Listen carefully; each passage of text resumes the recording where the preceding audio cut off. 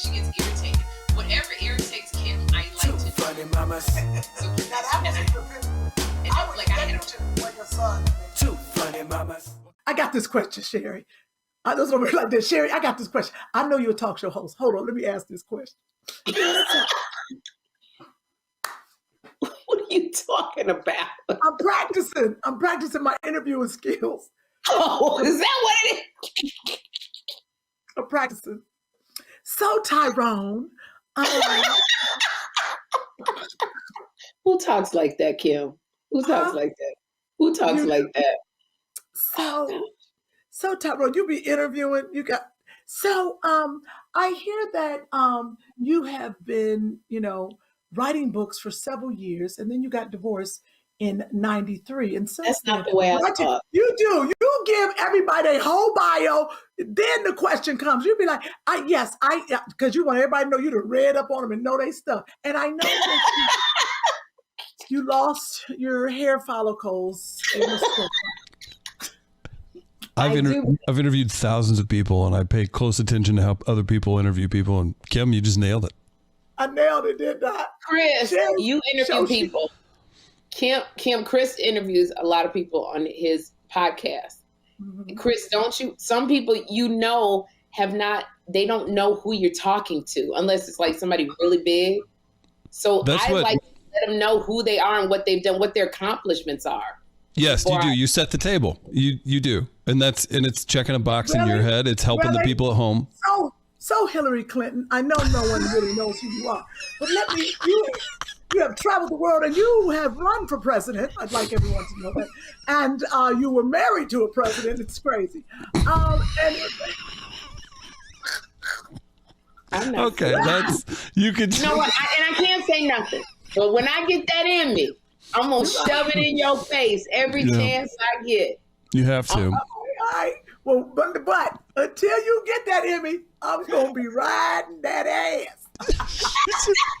Kym, that was the perfect example, too. You'd be like, all right, so Abe Lincoln, as president of the United States, and someone who was assassanated. And I'm not listening. I had Hillary Clinton and her daughter on. You understand? You want to know how much trouble I get in? I'm running to the TV at 11 a.m. in my dressing room.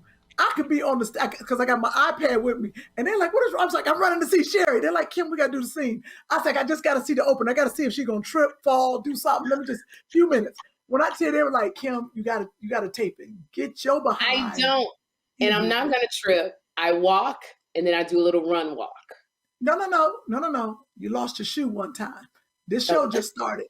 Don't be confused. I done seen you slip and slide a little bit. I know you. Not that I'm waiting for that. There's always something on your show, in the interview. It's a good show, so I like to watch it.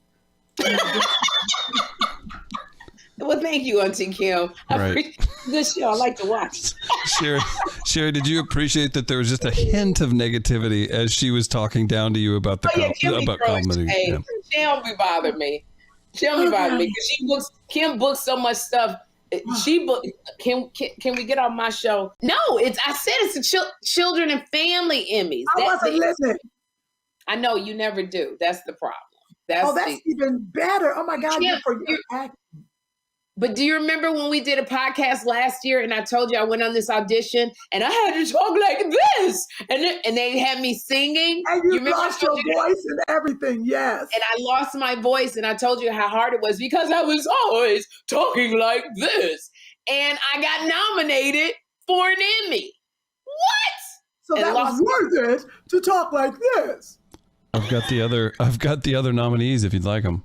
Yes. Maybe I should have done that for Bernadette. I should have done all my lines like this. And you would have won an Emmy too. Yes. I talk just like Kym Whitley. And that's why you were nominated for an Emmy. Match her, Kym. Match that voice. Match my voice, Kym. Every cartoon little people Oprah be like, in there. That's Kym Whitley. That's Kym Whitley. And that's the way you talk. You used to be talking like this. Yeah, yo. Come on, cartoon characters. Come on over here. It's Kym Whitley. Point to an object and incorporate little into it. Go ahead, Kym. Bring your little feathers, bring your little ducks over here. This is Kym Whitley talking. Say ratchet. Say ratchet. No. I tried to change my voice on the cartoon. It was bad. Let me hear. I tried. I can't sustain. The problem is I was doing I can't say what it is. It's going to be, I don't know when it's coming out, but so I was doing the Tooth Fairy for Baby Shark, talk, and I was doing it, and the director was like, just do your regular voice. I was like, how did you do it? I'm the Tooth Fairy. Oh no, girl. He was like, cut. Just do your regular voice. Like, baby, shark, baby. But Kym Whitley always get back in it, baby. Shark.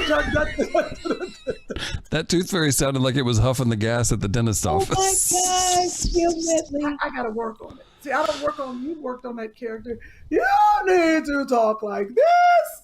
No, it's talking like this. Come on, everyone. Come here for Queen Fast Line. We're going to be moving on. The National Academy of Television Arts and Sciences unveiled on Tuesday the nominations for their inaugural Children's and Family Emmy Awards. That's Loretta Devine, Sherri Shepherd, and Gina Rodriguez.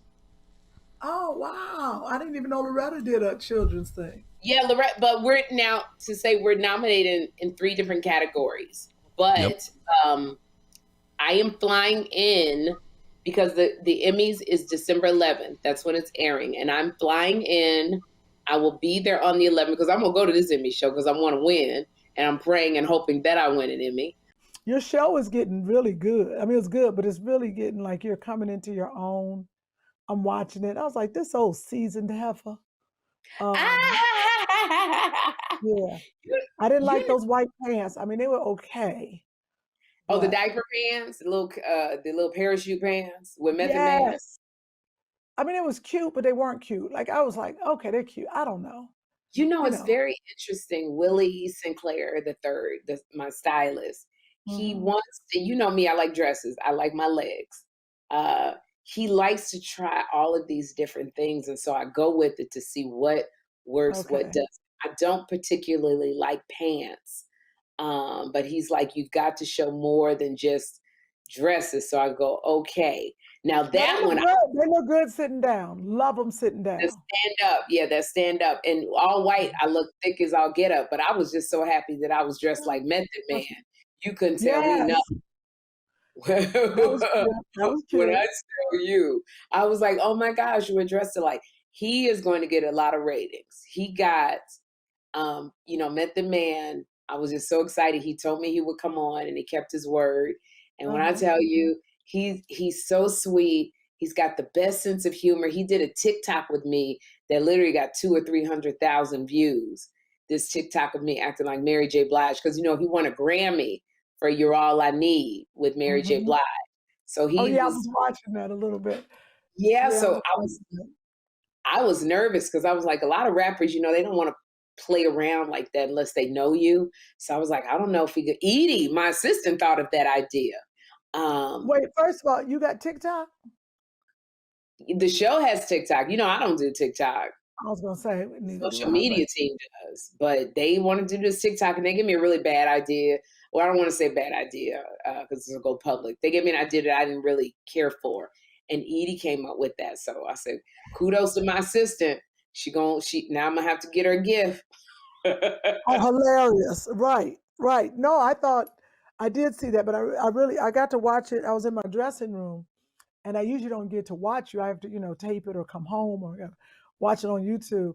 And I remember I was sitting in my dressing room. I didn't think I could watch it on my iPad. I have, the app Spectrum, and I happened to be in my dressing room. I was so excited to watch that, and they was knocking on my door, talking about, Kym, come on, Kym, you got to go to makeup. I was like, she's almost finished. They were like, what?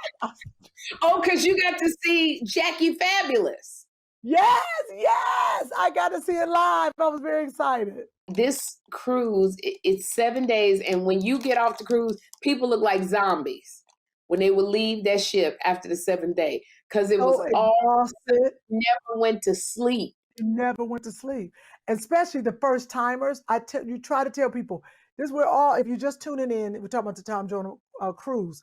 But let me tell you something. We used to tell people, pace yourself. I remember when Amy came on the cruise the first time, they didn't believe me. I said, y'all, slow down.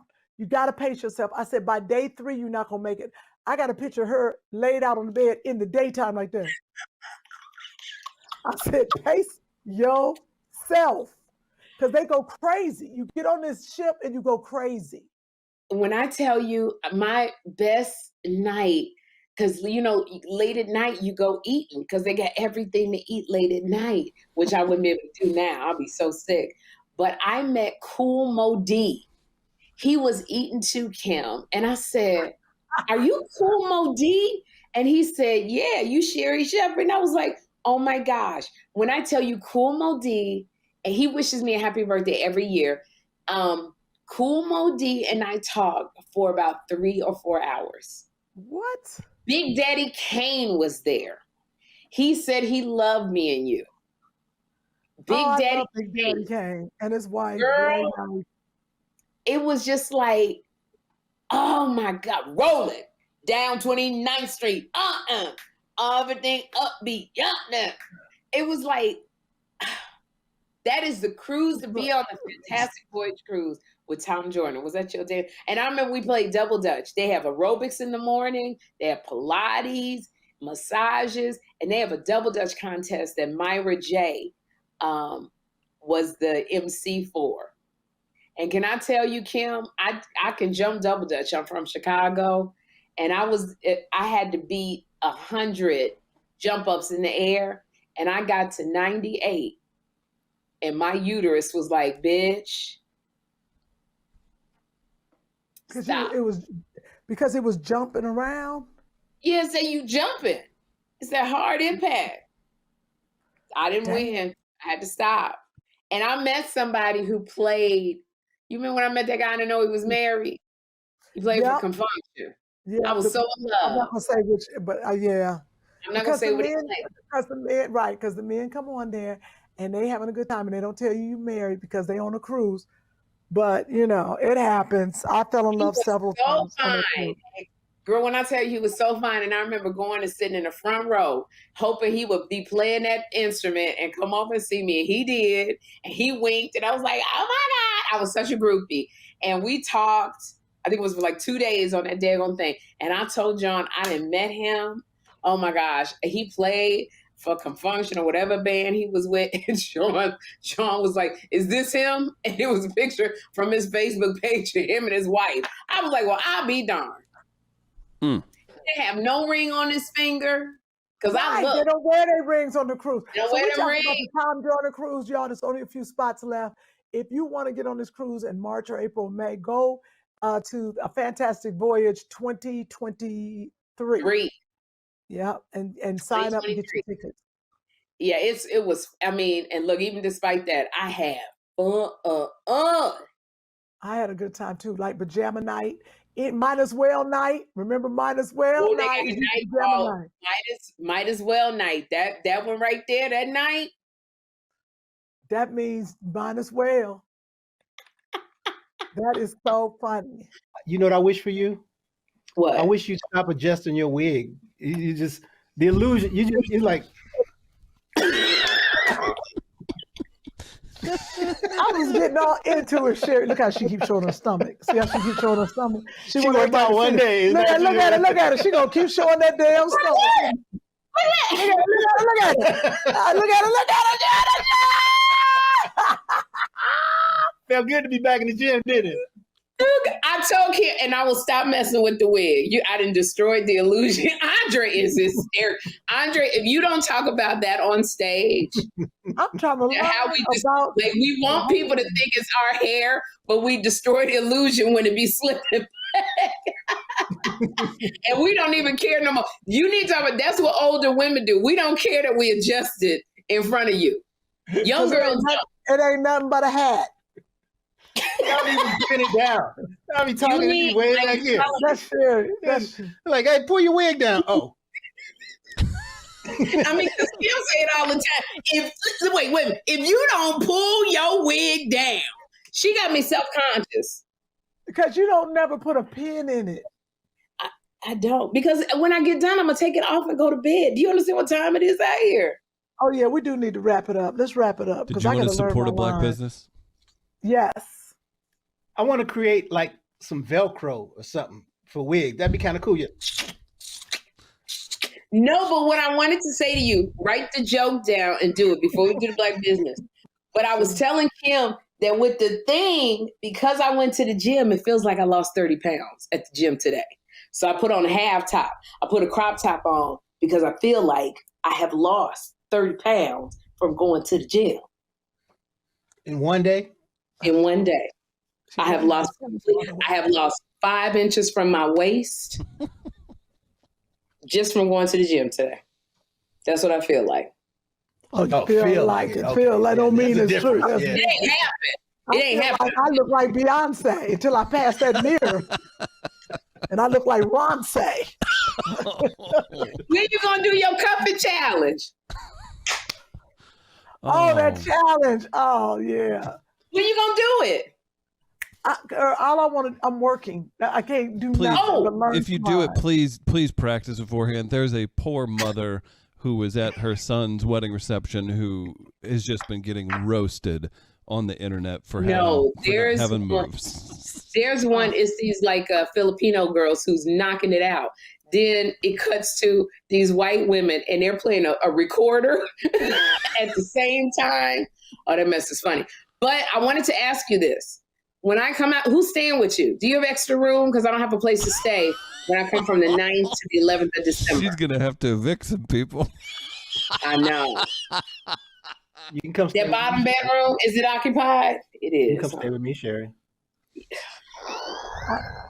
I got you, Sherri. I'm going to figure it out. Oh, my God. You got an Airbnb. That's how you turn Andre off. I go stay with Andre. He'll be getting in the mood. Lights be out. Be bubbles, bath in the bath. Right. All I got to do is this.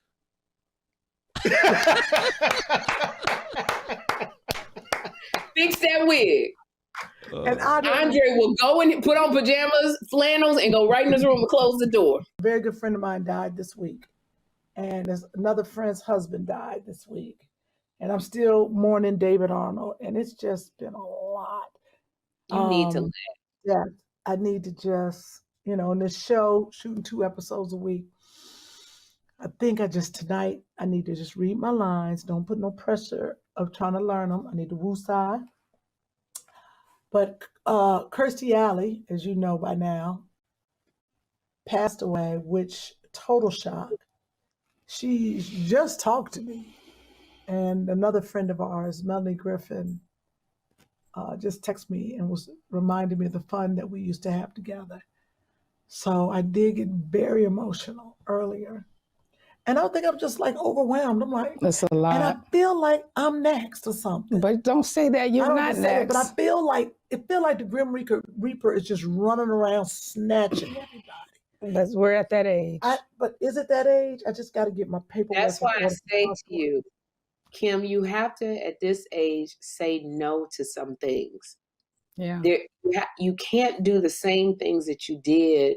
I know. You're right. You're right. It's like we can't eat the same. Like the way we used to eat in our 20s, we don't need to eat the same way because we don't need all of the calories.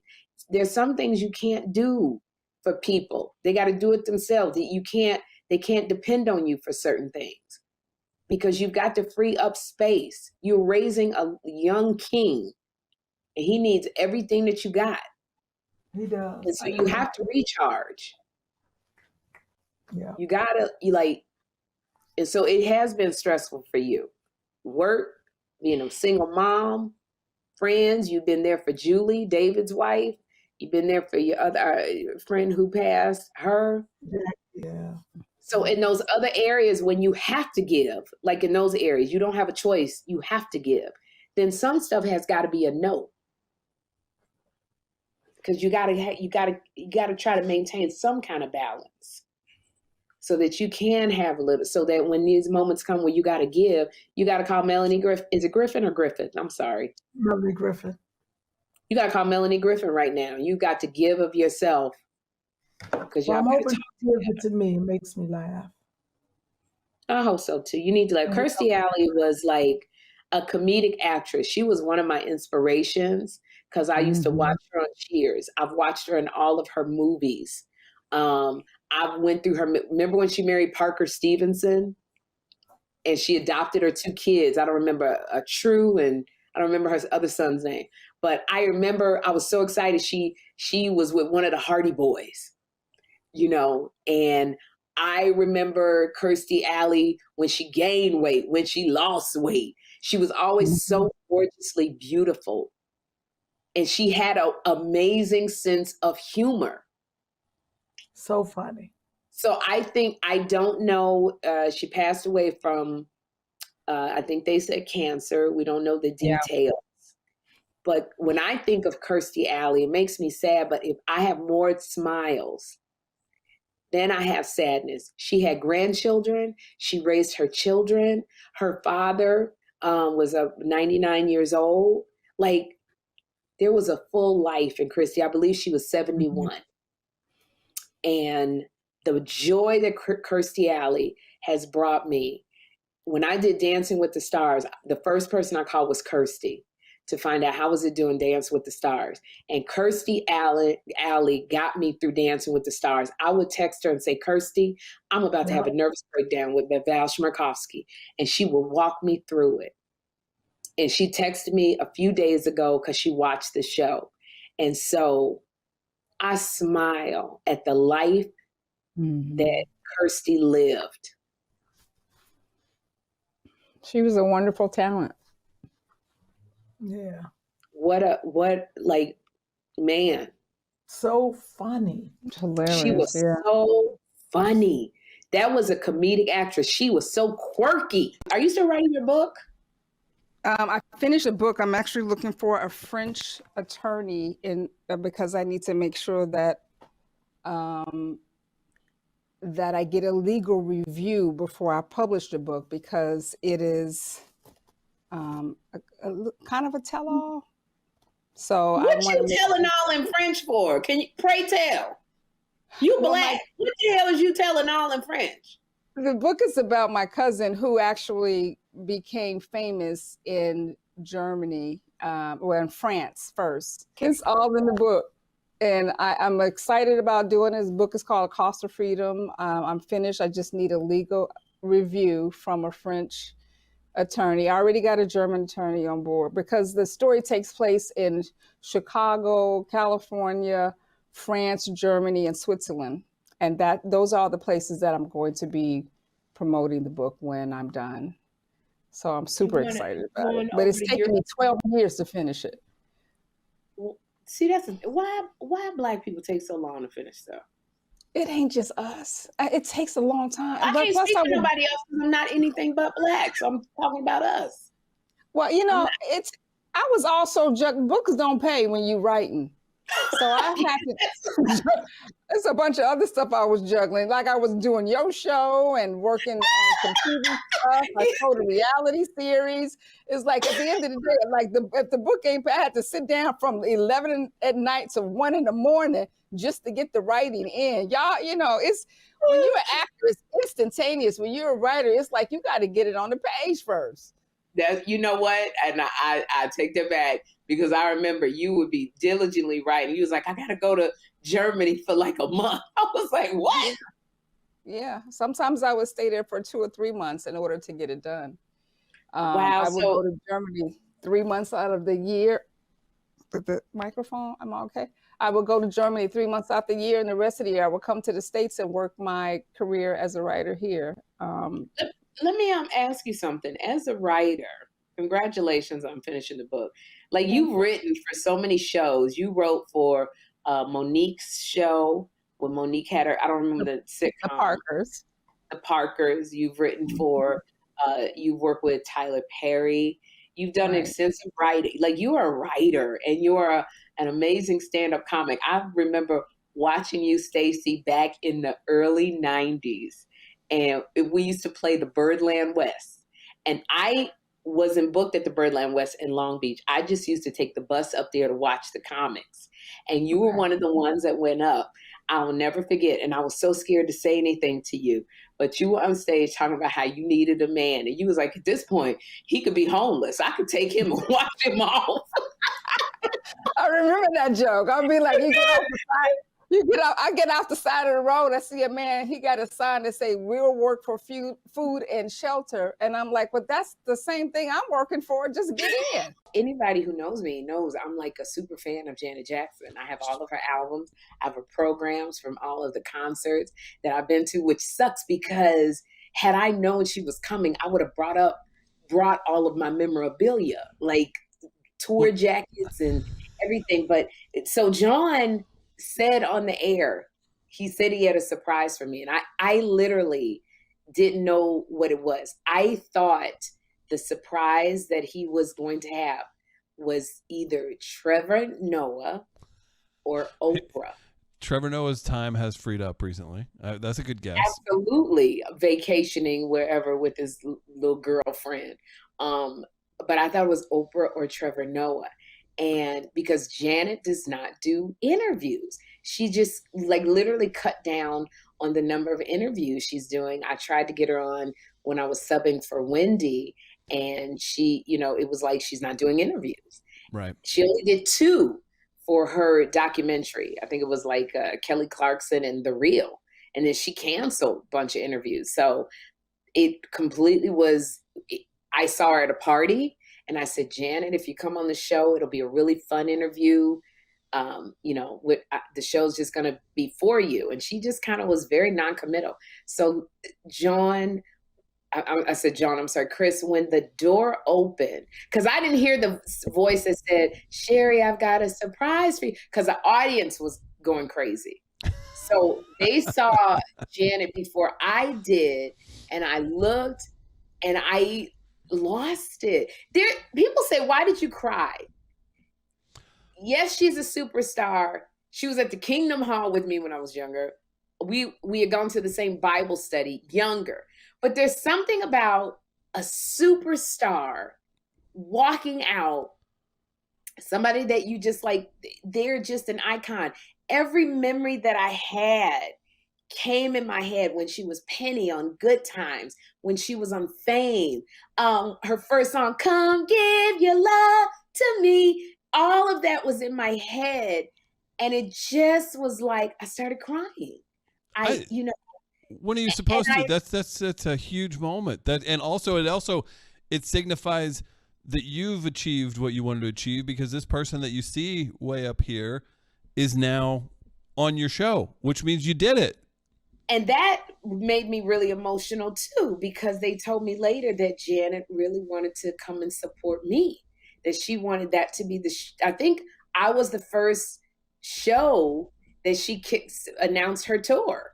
She did it live. And then I think, if I'm not mistaken, I was the first show. And when they told me that she spoke so highly of me backstage, I was like, she knows who I am. And I'm not saying that, oh my God. And that's the ugly face, but no, but that's what it's all about.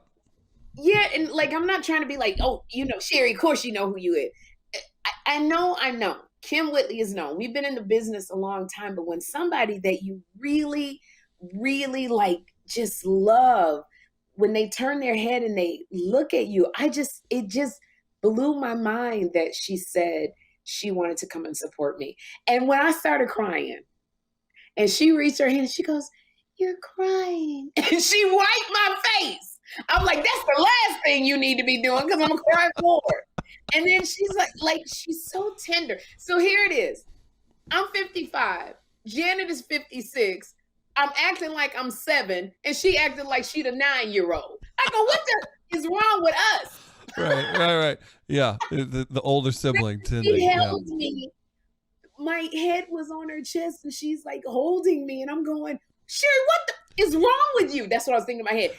What is wrong with you, Sherri? Did she smell like a living angel, like an angel on earth? Like what described the moment? She smelled just great.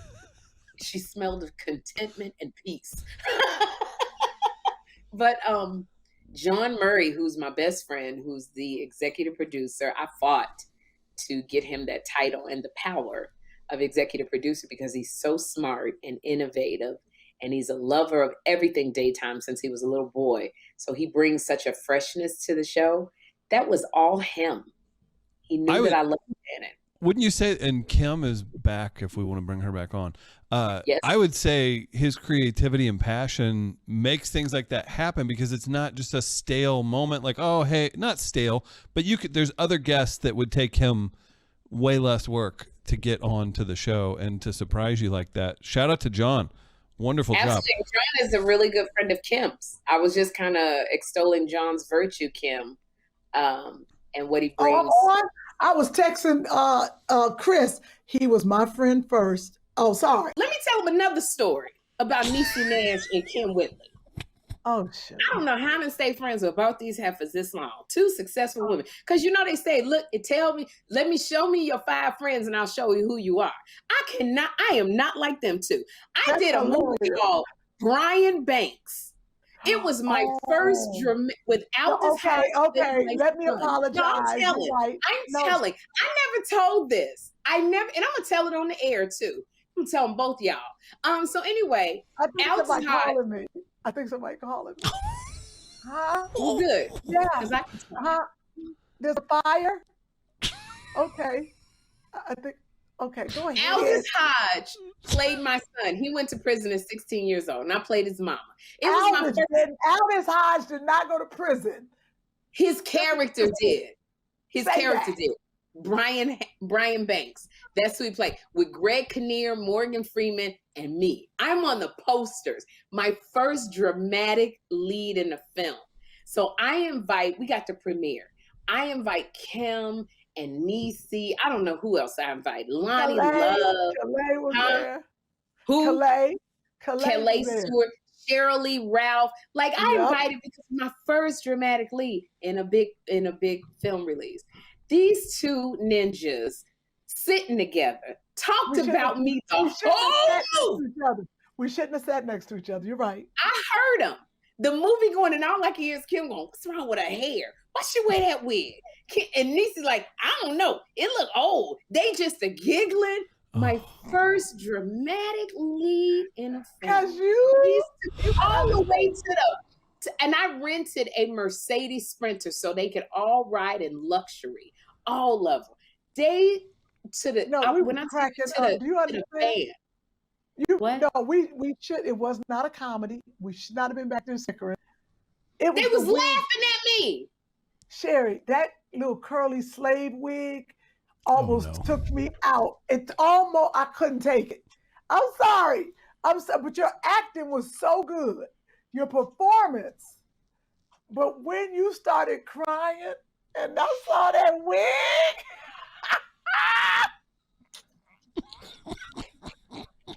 it was a period piece. Oh, I didn't know. My bad. Let me tell you something. They wore the same kind of wigs in Hidden Figures. And that movie was nominated. Octavia, Janelle Monáe, and Taraji Henson. They all had the same kind of wigs on. Yours was a little extra shiny. We didn't have the budget. We didn't have the budget of Hidden Figures.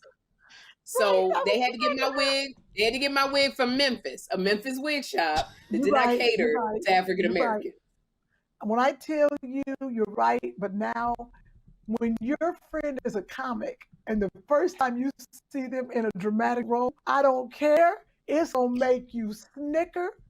You can't help it. That's like you seeing me, and I'm on there talking about it. Just I got to go get my baby. I did not say that. I did not talk like that. I did not say gots to gets. Never said that. Never. And let me tell you something. I want y'all to, if you've never seen the Brian Banks movie, I'm asking as a special favor if you would get the Brian Banks movie and leave your comments on my acting and the wig that I wore. It's called Brian Banks, starring Aldous Hodge, Sherri Shepherd, Greg Kinnear, and Morgan Freeman. And I just would like to know what you guys think of the movie and my acting. Tell them the name one more time, please. It's called the Brian Banks movie. You can find it on YouTube. And there's a pivotal scene towards the end. My son, the judge is not going to release him at 17. and I have to do an emotional scene. I have to speak for every single mother raising her child And you did in the good. world. That's what the director told me. He said, that this was the audition piece. And when I saw it, I was like, I'm gonna let Sherri Shepherd have this one. Hey, let's do a quick review, Kym. Check this out. We'll have this in just a second. Oh shit. Oh God. Oh, her arms hurt again. You know why her arm is hurting? Because God don't like ugly. Yeah, that's fair. And that's an ugly laugh right there. God had to nudge her in her shoulder that was in the toilet. Well, I tell you, me and Niecy were cracking up. I'm sorry. You're right. When I tell you, funny. It was funny to me. Gabriel Iglesias was there. People came out and they was like, Sherri, we never saw you do this before. These two ninjas talking about, what's wrong with why you got the slave wig on? Okay, we like did promise we're never gonna sit together again. We did say we will You never sure sit won't. together. Sherri, And were I'm not renting a Mercedes Sprinter neither. I'm gonna drive you guys in a Sonata. Wow. or a Flex? Or a Flex. Sherri, Right. what did you do? How did you make yourself cry? I can't tell you that because then I won't be able to do it. Oh, that's how it works? Well, for me, I gotta hold because my mind, your mind has to believe that it is real and not a fantasy. And so my imaginations are so specific that if I tell you, then my mind goes, oh, that's not real. So then when I try to access it again, it doesn't work.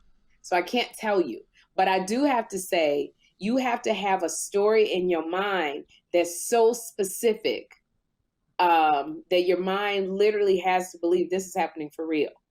Yes. To make you cry. And the hardest thing for me was we were filming it in Memphis, so people recognized me, even at the courthouse. So I would go to the bathroom because my call time was 6 a.m. I was supposed to shoot that emotional scene by 10 a.m. I didn't shoot it till 2 a.m.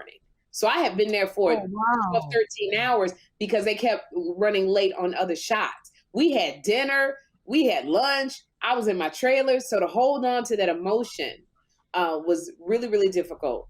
But I would go in the bathroom to try to get it back. And people would whisper in my ear, Kym, I literally was trying to cry. And somebody would go, girl, I loved you on Dancing with the Stars. You shouldn't have been voted off.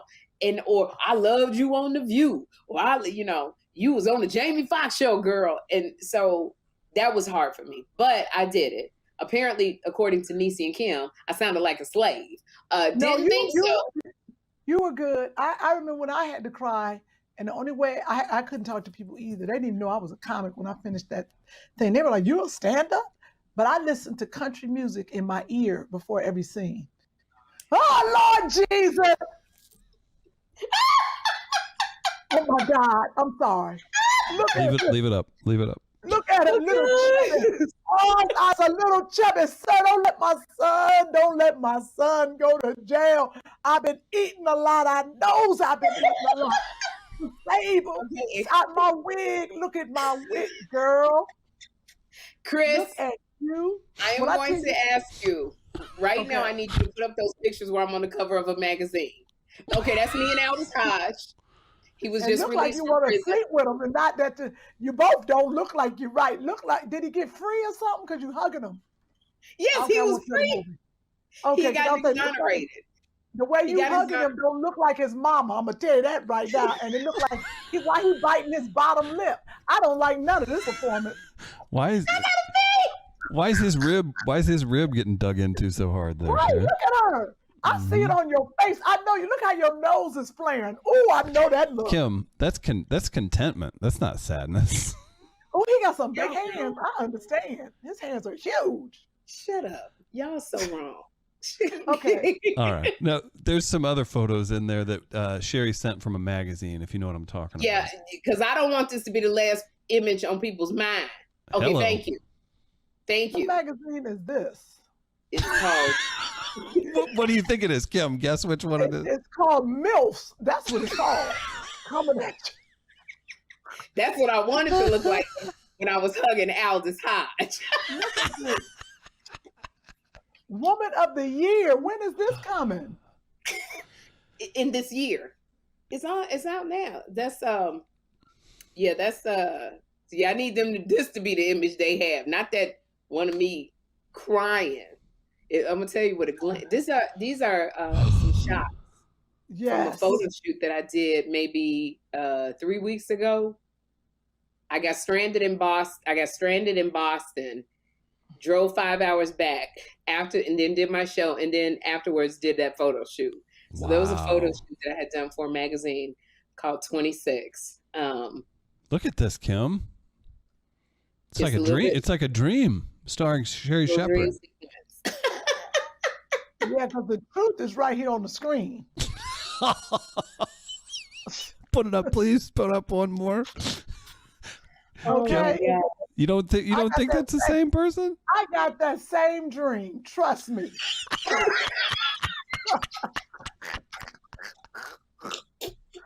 Oh God. So many nice comments in the live chat. Oh my gosh. Nerdo Blacks. So you can go see my movie. I'm sorry, Chris. Brian Banks. The Brian Banks. Sure. But do you want us to put that photo back up? No, it's a great movie. You don't have to put the photo back. Please don't. It's a really, really good movie. Aldous Hodge was amazing, and I'm hoping we get a do-over where he get to play my lover, like Taraji Henson. He got to play her lover. Were you sitting on the toilet? No. There was a chair. I went to do my makeup, and obviously, what has happened is, people go into the hotel, break something, and put it back. They had broken the chair, placed it back, didn't say anything. I took the chair, put it in the bathroom, but I didn't check the chair. And as soon as I sat down, the chair collapsed on one side like it was broken. The whole thing collapsed. But so as I fell, I didn't want to hit my head on the shower or anything. I'm in the bathroom. So I reached to the toilet was the first thing I could, behind me. I reached behind I wasn't supposed to do that, just trying to catch myself. My arm went in the toilet and just hit the porcelain part. Oh my gosh. And I was down for a minute, but this is the crazy part. I ever so slightly looked up and I could just see a little bit of hair on the counter. And I got my finger to it and I grabbed it. It was my wig. I threw it on my head as quickly as possible. I said, they ain't gonna catch me slipping. I threw the wig.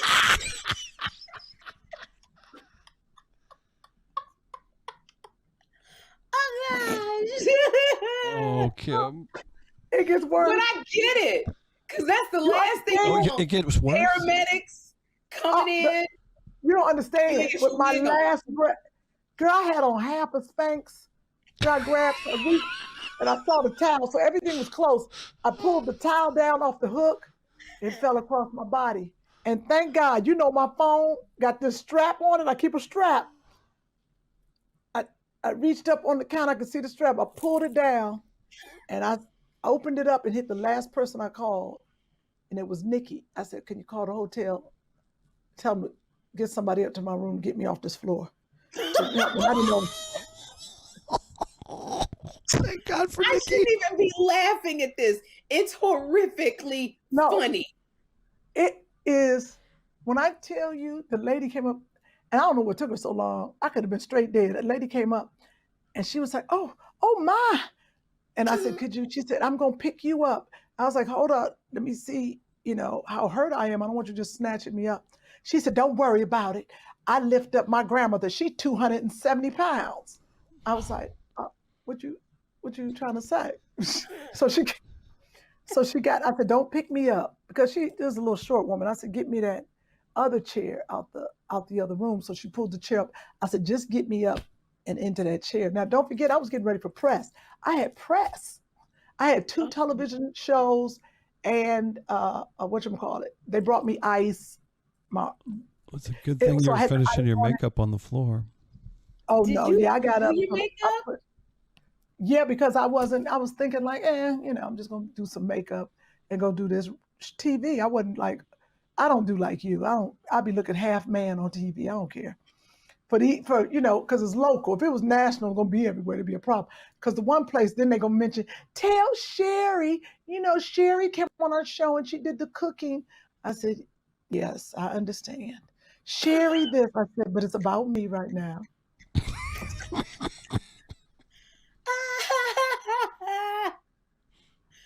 Girl, when I tell you this hotel, I ain't heard from nobody since.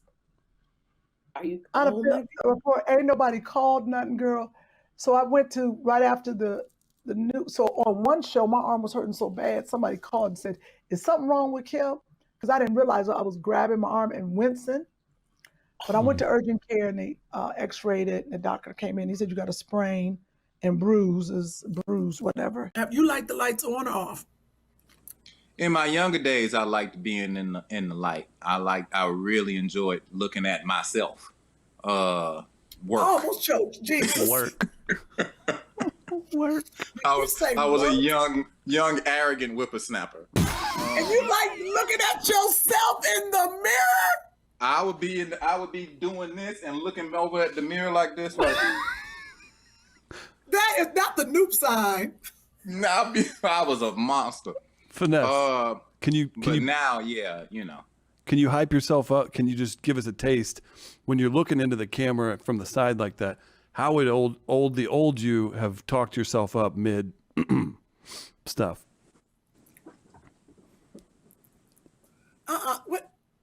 What did he get frozen? Oh, look at him. Am I frozen? No, go ahead. We saw you. Dialogue. We thought you. There was no dialogue. I don't need dialogue. Why? Because you just looking at he look at himself. Ew, that is not cute. Oh, that is some young stuff. And they look. If you please stop moving up and down. Please stop. The hunching. Okay, that's such a silly dude. You was silly, huh? I was a monster. I'm gonna go check out some of your exes and ask. They'll tell you. They probably still think they're pregnant. I was a monster back in the day. But I've never heard anything about you.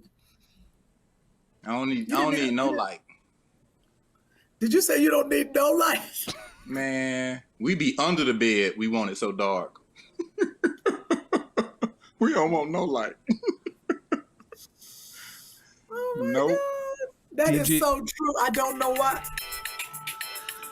There it is. That's Ends. Let me tell you. Ends Mitchell. Why are you laughing? Wouldn't be a podcast without Kym's phone going off. It would not be a podcast without peanut butter and Ends Mitchell. DG's upset with you, Finesse. Says no talking. Forget it. Oh. I talk. I say stuff like, "Dang, Finesse, you killing it." No, I'm just kidding. That was pretty funny. I don't know. Sherri Shepherd. Sherri Shepherd is in the chat. And that's what? An S. Shepherd said, "I just cannot with Finesse." Oh, okay. Mama's home. Listen, let me tell you something about talking. You can talk during sex, but say something that takes somebody's head and that mental space that you need to be in to really relax way over here. So I learned sometimes it's better to concentrate on the pleasing and the pleasuring.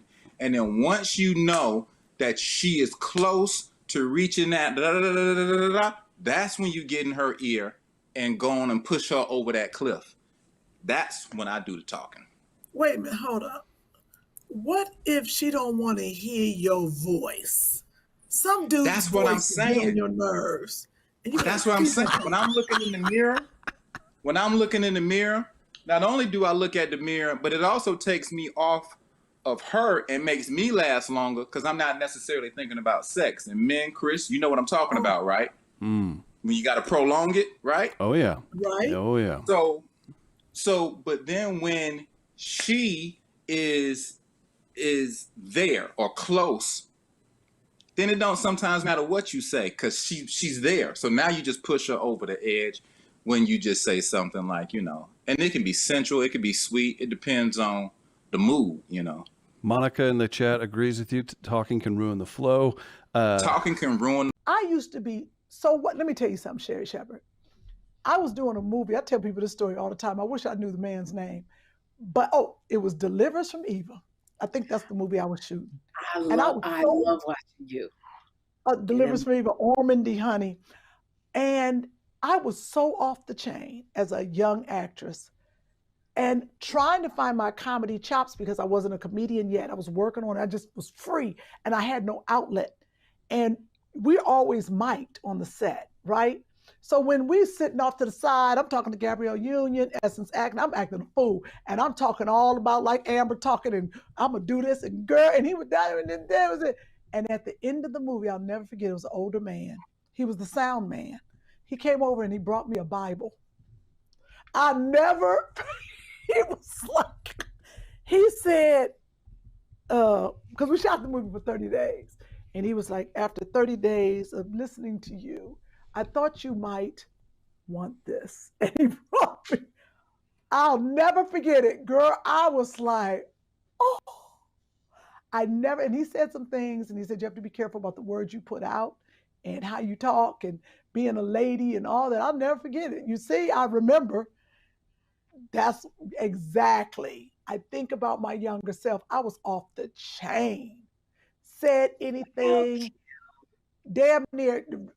Amy reminded me the other day. She said I was on, remember that show we did? I did the show Fixing Up the Schools. College, what was it called? Well, I don't remember. School Pride Okay. for ABC. Amy said, she just said it last night. She said, Kym used to be crazy. We were in Louisiana filming and they were in the interview room because I was on the show as one of the builders and I was in the interview. But Louisiana, Sherri Shepherd was the hottest place I have ever experienced in my entire lifetime. I had never felt humidity or heat like that. And Amy said in the middle of the interview, I was sitting there, the cameramen around, I was talking, and she said, I just said, I can't take it. And I took off my pants and threw them on the ground. And then went on with the interview. She said she was like this. And she said the producers, everybody was in shock. And I was sitting there like this. I was like this. So then when the kids came out, I was off the chain. Do you hear me? Oh my gosh, that's crazy, girl. It's so funny how you evolve. Your younger self, you evolve. We make mistakes. I remember I used to hitchhike everywhere. What? Because they repossessed my car so much. I needed to get to these comedy clubs. So much. Mark, Kym, write that down. Sherri needs to make a joke out of that. Oh, They did. My car got repossessed 3 times. Go ahead, Deborah. And I would go to these different wine tastings all over. And it was just kind of like this secret passion of mine. And then during the pandemic is when I started to kind of get a little antsy and I wanted to create something of my own. And I'd never tasted a really good organic rosé. And so that's where it started. You know, I knew the blend. I knew I have my palate is, I guess, very specific. You know, I like a dry rosé. I don't like anything too sweet. And so, we visited the vineyard and just fell in love with the process and how they do everything. And so we decided to bring it here to the U.S. It'll be available in Canada soon as well. But right now it's available here online at kazaisu.com. I plan on doing some. Look at that! I've never seen a glass cork. Yes. Never. So if you're on your yacht, you don't need a wine opener or nothing. You can just pop it off. There you go. Oh, you got it, Kym. That means you can reseal it. But this is what's going to be wrong. Deborah, I'm just going to say this. Sherri going to have a lot to say about this. But I don't want you to judge me because this is Two Funny Mamas. And on Two Funny Mamas, this is the only way we can do it. In a red cup. Oh, yeah. You can do it in a red cup, in a glass, whatever you want to drink it out of, baby. It's it's the liquid within. Do I let it breathe? That's what it's about. Let it breathe. You got to sniff it. Sniff it. Oh, it smells good, Sherri. Like swirl it around. Swirl it around. Okay, swirl it around a little bit. Okay. You know, There you and go. take a sip. Take a sip and let it marinate in your mouth. Like kind of swish it. Not that. Okay, you taking a big swig. No, you. Not a swig. Swish it around in your mouth. Now you know I ain't been nowhere in the world. When I Take you, I a never little tasted nothing sip. delicious. Girl, ain't nobody. This is So what are you doing? It's not water. What are you doing? Okay. It's not Listerine. What are you gargling with it for? You take a little. I wish you would. Is there any left, Kym? No. Cleveland's glad that they haven't left you, Kym. No, Sherri, I know. I'm sorry, Deborah. I apologize, but I ain't never tasted that. Sherri, I'm gonna send you a bottle. I know you don't drink, but this tastes like. Sherri got her bottle on his way. It tastes like. She already good because it looked expensive. I couldn't afford it anyway to send you, Sherri. I don't know. Maybe I could. It is. It is affordable. Here we go. Look at that. So let me tell you something. Now I do travel, but this is gonna be my new gift to people. What is it? What does it evoke? I gotta tell you. Let me drink. One more. Smell. Let me see what I smell. Take a sip and swish it around. Sip it. Yeah, exactly. Take a sip and swish. Don't gargle with it. You just take a sip and you just swish it around in your mouth a little bit. You say gargle? I gargle. Oh boy. She's gargling. Because you gotta understand, it has you don't really taste like the grapes and the bit. I can't explain. It tastes like flowers. I know that sounds crazy, but if you could taste like flowers, it tastes like flowers in my mouth. Because I'm a Chardonnay drinker and I drink some rosé, but it's not smooth. This is almost like a smooth tequila, but wine. It's weird. This is crazy to me. All right. What if you ever had a guest that was like this? Hey, Sherri. I have. And then what do? I gotta do it. Work through it. Here you go. Kym, act it out. Kym, be the most difficult guest Sherri's had to date. Show it off, Sherri. Show it off. Loves people to act it out. So hey, thank you for letting me be on your show. I love having you on my show because I don't know if you remember last time when you came on the show, and I've always been a fan of who you are, and that's what I said. So anyway, like you were saying, you talking about thank you for letting me be on the show. Another thing I want to thank you for is when you were in the movie and you played the clown. What was that like? Well, I wanted to be a clown. You wanted to be a clown. I can't even believe she wanted to be a clown. And that's when I said, and speaking of clowns, you did a play on Broadway where you leveled it out. And I was like, oh, she clowning. How was that? Tell us about that. I know. And so when I was saying, you did something for your mother that everybody needs to know about. I don't let them talk. Hell no. That's it. If a person got a remote control, they're going to be like that. My energy is off the charts. Hilarious. So, and then somebody, as soon as that commercial break come on, I'm like, who produced this? How do we get this person on the show? Because I'm related to somebody. I'm related to Jay-Z. When I tell you, Jay-Z. and if Jay-Z say he want his cousin on, guess what?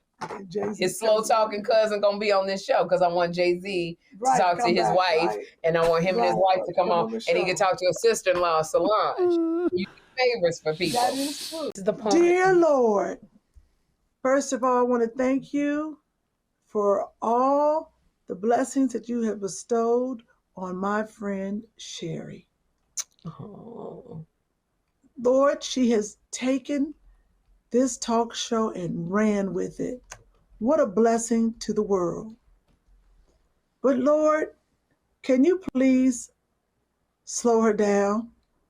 She's getting really funny because she does it every day. She thinks she's coming up on my heels with her quick wit and her jokes. Father God, Sherri used to think I was so funny. But now, she is coming with jokes faster than I can catch up, Lord. Last week's podcast, I could barely come back with a quick joke. Father God, I'm excited that she has a talk show, but could you please let maybe her guests not show up every day?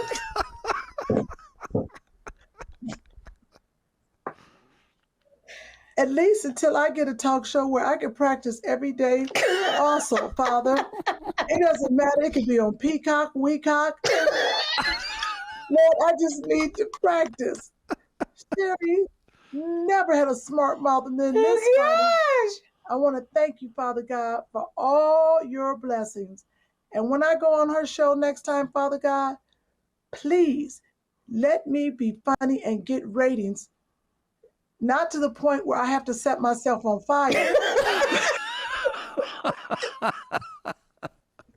Oh my gosh. Thank you for my friend and the Sherri Show. Amen. Oh my gosh. That was beautiful and horrifying. Won't he do it? Won't he do it? Won't he will, Chris? How you know that, Chris? Another thing what promoters don't understand, and I think that's why comedy should have a union. I don't like that bullshit when they say, well, let them go on and we gonna pay them, well, we are getting your money together, or they may not have everybody, but they still want the show to go on. And I'm one of them, don't know, especially if I'm headlining, ain't nobody going on until everybody get paid. Don't be trying to let me go. Girl, I had rest in peace, Raj G. It was this one show, I'll never forget it. It was me, Raj G, Queen Aisha. Yes, and Nikki Carr doing this show for somebody up in New York area. So we get there and it was and Freddie Ricks was hosting and it was an all-female show. We get there, they hadn't started. They had like a drill team, just a lot going on. And people were like, what's taking so long? And I was like, okay, we 2 hours in, what's taking so long? So they was like, oh, he trying to get the money together. Girl, when them people saw me get up and get my coat and my whole crew got their coat on, everybody was looking around like, wait a minute, we can't even see you. Where are you going? I said, out of here. And if y'all want to know, you better ask that dude over there with that red shirt on. I was, that hat. So we got up the crew. I said, look, I'm about to go. Y'all ain't started this show. Y'all ain't got nobody money. Y'all still waiting. What's going on? My wife went to drive to Yonkers from downtown. That take 2 hours. Hour to get up there, hour to get back to get this. And then we going to have yours in cash and so-and-so's in cash. And other people we going to pay to. I said, you know what? I ain't got time for all this because you already gave me my deposit. I'm getting ready to go home. I said, because by the time y'all get us on stage, it's going to be another hour. And people are leaving. Yes. Girl, we all in the elevator, my crew leaving, right? He came and stuck his foot in the door. Girl, I started stomping on this. I was like, man, get your brother. I was like, you got me. I was like, you got me. And we left. And then come to find out, 2 people did stay to do the show because they felt as though but they got paid in with a check that bounced. And I'm glad I was like, this ain't nothing but a little ride up from Philly back. Me and my homies, we gonna smoke up and smoke back. And I already got my deposit, so I don't feel as though I lost out. Maybe on some tolls. But you're not gonna make me work and then gonna bounce the check and now I ain't got the rest of my money. But you know how many bounce checks I've gotten from promoters because I didn't know. And I'm not like Cheryl. Well, I'm there. You gonna pay me my blanket blank money. But there was my friend used to do churches. Do you know a pastor paid him at the church bounce? So when he called the church up and the pastor said, you should have wanted to contribute that back to the church fund. When I tell you, my friend was like, if you don't pay me my money, the one thing we got in common is before God, I'm going to come and whoop your ass. That's what he told the pastor. He said, and I'm going to do it right in front of God. You better give me my money. And he was like, you don't want to donate the money to the church. I did just come from Shreveport. Oh, Lord. Don't let me start talking about my flight, Sherri. That was a whole nother. I got on the line today about that. It was a rough flight. Flights have been rough. Yeah, but this one it wasn't the turbulence, it was the passenger.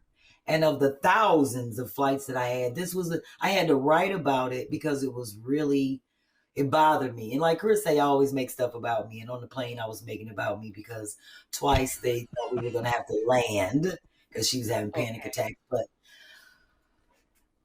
I kind of wrote about how people are hypocritical in terms of being like Christian and saying go to church and quoting Bible verses, but the hoopla that she caused for 4 hours, it was just ridiculous. And I was like, if you have faith in God, you wouldn't be cutting up like this on the plane. Sherri, she cut up. I'm talking about. Wait, so this woman was scared to ride the plane and she had a panic attack for 4 hours? Girl, from Philadelphia to Dallas in the first 15 minutes when the captain said we're gonna be experienced, and people know if you fly at night, it was an 8:30 flight. You know it's gonna be turbulence. Night flying is different. But a lot of people don't know that. But I could swear, to me, it felt like it may have been her first flight ever. And what did she do? Was she screaming? Girl, first, yes. She was like, "Oh Jesus, take the wheel, oh wait a minute." Oh, this went on for 4 hours. And then she just kept crying and screaming, and it was a lot of bad turbulence. So first, everybody kept turning around, looking at her. I was in the aisle seat, and I turned around and hit her with the. Because people was trying to sleep.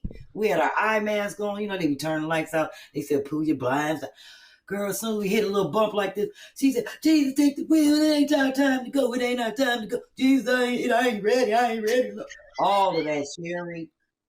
And it became so annoying that they said, "Is there a nurse on board?" Because she was like, my heart can't take this one. Girl, when we was over Ohio, they were saying we might have to land the plane because she was acting a fool like that. She acted up. She acted a fool. So the thing that made everybody really mad, I'm going to say about an hour into a flight, a lady from the front came to the back. I'm going to say it was a family member. So the guy that was sitting next to her, he gave up his seat so she could sit next to her and calm her down or whatever. Girl, 30 minutes before we was landing, all we heard was this loud ass snoring, and it was her. Girl, she was knocked out. She was in the last seat. Now, everybody mad, ain't nobody get to sleep. She was in the last seat like this.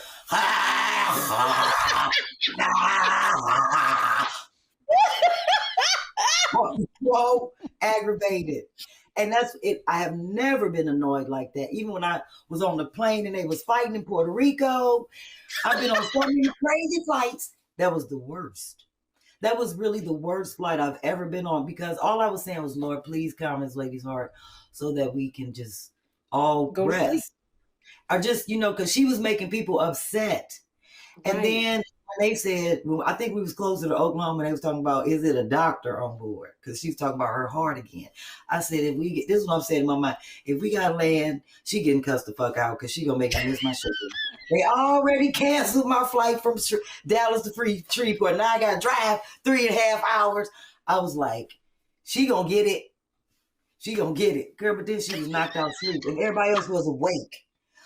So I was disturbed only because I felt like if she had so much faith in the Lord, girl, she was quoting Bible verses, praying for everybody on the plane and stuff like that, and just being super loud. That's a 4-hour flight, 3.5, like it was 3 hours and 47 minutes. That's horrible. It was horrible, and it was already bad that we all doing this on the flight, and then we didn't get no service, Sherri, because they said, "Can all the flight attendants please put your seatbelt on, sit down," because the whole shit was like this. And I'm sitting in the seat like, if she don't shut up, I was like, I'm going to be up this time of night because I'm usually asleep at 10:40. Oh, no. I had to write about it in terms of the Lord taking it out of my heart to have patience for people like that. But at the same time, try to understand how if you have faith in the Lord, then you shouldn't worry. Everybody else was quiet on the plane, but you shouting Bible verses out and saying, "Jesus, you gonna carry us? You gonna carry us through, Jesus? Oh, yes, you will. Take it, Jesus." Girl, I was about to get up and say, if you don't shut up. And here's the thing. That's so funny. We can be our own movement. If you look at Jane Pittman, how she pulled that horse, them other men couldn't do it, and they did, and she pulled that shit through town. So I do this dance. Then everybody's like, it wasn't Jane Pittman. It was Harriet Tubman in the autobiography. So now I don't call it that anymore. I just call it the Jane Tubman. How's it go? This is how you do the Jane Tubman. So when the music comes on Tighten Up Tuesday, I hit him with when she's strapping up and putting on to pull the wagon. So she be like, ah.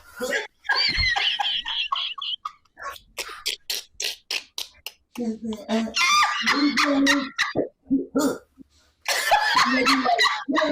right, like to the left. Ah. Yeah, she be hit it, Jane. Yeah, Jane be getting it. Two funny mamas. Two funny mamas.